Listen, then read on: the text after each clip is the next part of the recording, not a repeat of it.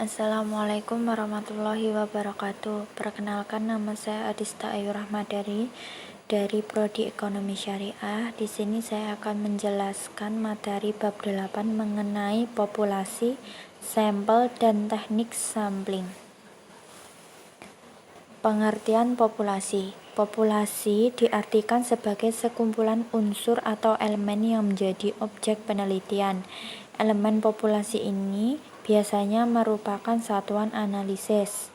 Populasi merupakan himpunan semua hal yang ingin diketahui, dapat berupa kumpulan semua kota, semua wanita, dan semua perusahaan. Pengertian populasi menurut para ahli. Yang pertama, menurut Sugiono, populasi adalah wilayah generalisasi yang terdiri atas objek atau subjek yang mempunyai kualitas dan karakteristik tertentu yang ditetapkan oleh peneliti untuk dipelajari dan kemudian ditarik kesimpulannya. Yang kedua, menurut Ari Kunto, populasi adalah keseluruhan subjek penelitian. Yang ketiga, menurut Nur Salam, populasi adalah keseluruhan dari variabel yang menyangkut masalah yang diteliti. Yang keempat, menurut Husain Usman, populasi adalah semua nilai baik hasil perhitungan maupun pengukuran, baik kuantitatif maupun kualitatif, dari karakteristik tertentu mengenai sekelompok objek yang lengkap dan jelas. Dan yang terakhir, menurut I.B. Netra, populasi adalah seluruh individu yang menjadi wilayah penelitian dikenakan generalisasi. Populasi dibedakan menjadi dua. Yang pertama, populasi berdasarkan jenisnya. Populasi terbatas adalah mempunyai sumber data yang jelas, batasannya secara kuantitatif sehingga dapat dihitung jumlahnya. Contohnya, jumlah penduduk Kota Padang sebesar 2.000 jiwa. Populasi tak terbatas atau tak terhingga. Populasi tak terbatas yaitu sumber datanya tidak dapat ditentukan batas-batasannya sehingga relatif tidak dapat ditanyakan dalam bentuk jumlah. Contoh, meneliti beberapa liter pasang surut air pada bulan purnama.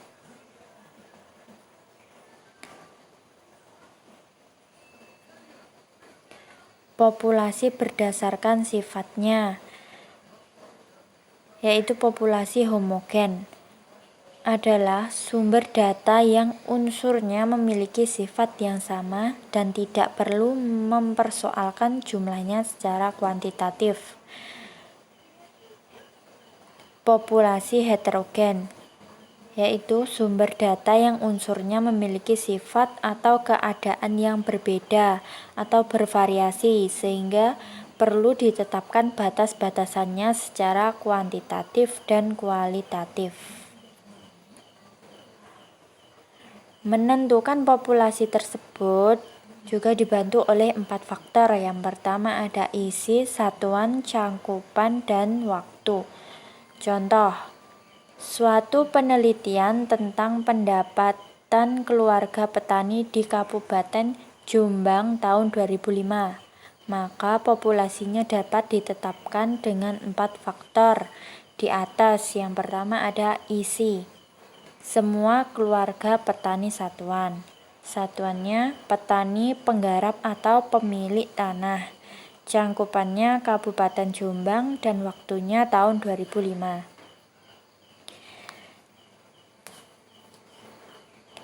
Sampel. Pengertian sampel. Menurut Suharsimi Arkunto, sampel adalah bagian dari populasi atau sebagian wakil populasi yang diteliti. Sampel penelitian adalah sebagian dari populasi yang diambil sebagai sumber data dan mewakili seluruh populasi. Menurut para ahli yang lainnya, yaitu Sugiono, sampel adalah sebagian dari karakteristik yang dimiliki oleh populasi. Keuntungan dalam menggunakan sampel yaitu memudahkan penelitian. Penelitian lebih efisien, lebih teliti dan cermat dalam pengumpulan data, serta penelitian lebih efektif. Syarat sampel yang baik. Yang pertama ada akurasi atau ketepatan, yaitu tingkat ketidakadaan atau kekeliruan dalam sampel. Dengan kata lain, makin sedikit tingkat kekeliruan yang ada dalam sampel, makin akurat sampel tersebut. Tolok ukur pada bias atau kekeliruan adalah populasi.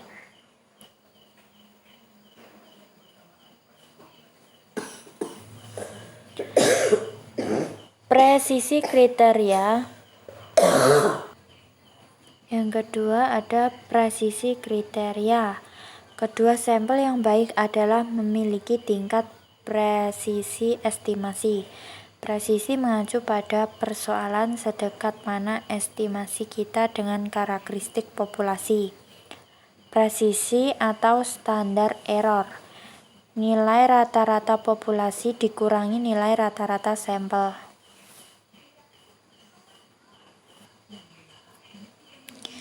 Jumlah atau besar sampel perlu mempertimbangkan hal-hal sebagai berikut. Yang pertama ada derajat keseragaman atau degree of homogeneity dari populasi atau completely heterogeneous.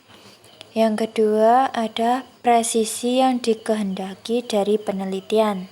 Yang ketiga ada rencana analisis. Keempat ada tenaga, biaya dan waktu. Dan yang kelima ada besar populasi. Semakin besar sampel, semakin tinggi tingkat presisi yang didapatkan. Teknik sampling. Teknik pengambilan sampel atau teknik sampling adalah suatu cara pengambilan sampel yang representatif dari populasi.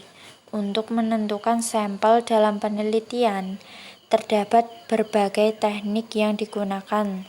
Secara skema, macam teknik sampling pada dasarnya dikelompokkan menjadi dua. Yang pertama ada probability sampling dan non-probability sampling.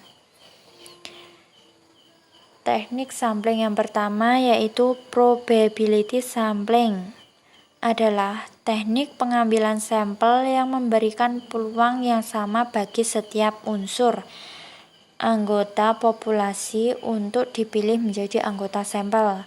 Jenis-jenis teknik ini yaitu ada simple random sampling, yaitu cara pengambilan sampel dari anggota populasi secara acak tanpa memperhatikan strata atau tingkatan yang ada dalam anggota populasi tersebut.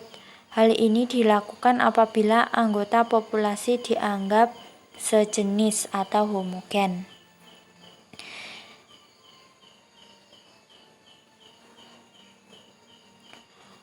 Proportionate stratified random. Pengambilan sampel dari anggota populasi secara acak dan berstrata atau tingkat secara proporsional. Dilakukan teknik ini apabila anggota populasi tidak sejenis.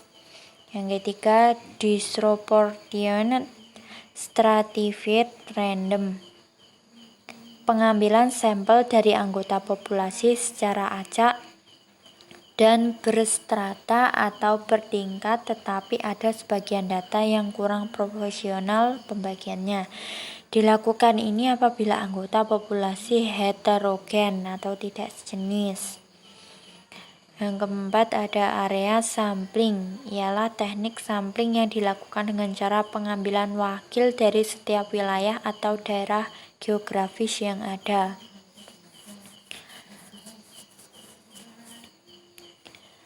Teknik sampling yang kedua yaitu non-probability sampling, adalah pengambilan sampel yang tidak memberikan peluang atau kesempatan sama bagi setiap unsur atau anggota populasi untuk dipilih menjadi sampel. Jenis-jenis non-probability sampling. Yang pertama ada sampling sistematis, adalah teknik pengambilan sampel berdasarkan urutan dari anggota populasi yang telah diberi nomor urut.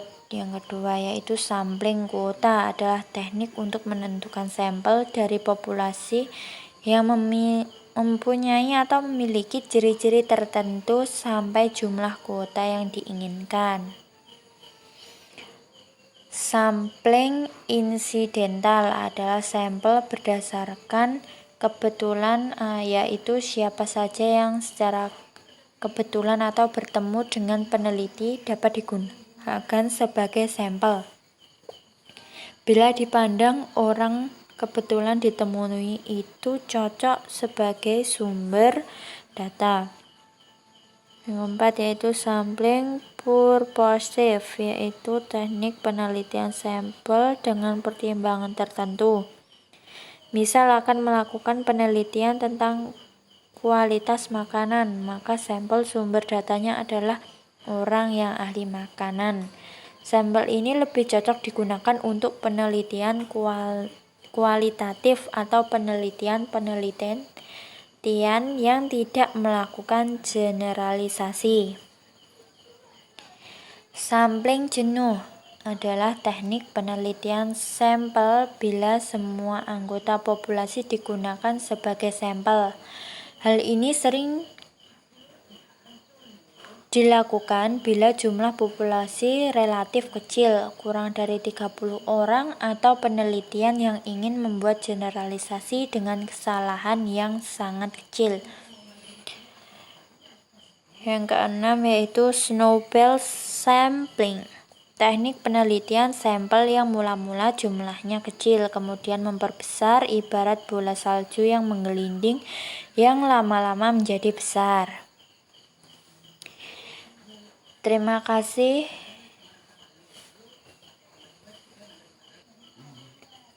atas perhatiannya, kurang lebihnya saya mohon maaf. Assalamualaikum warahmatullahi wabarakatuh.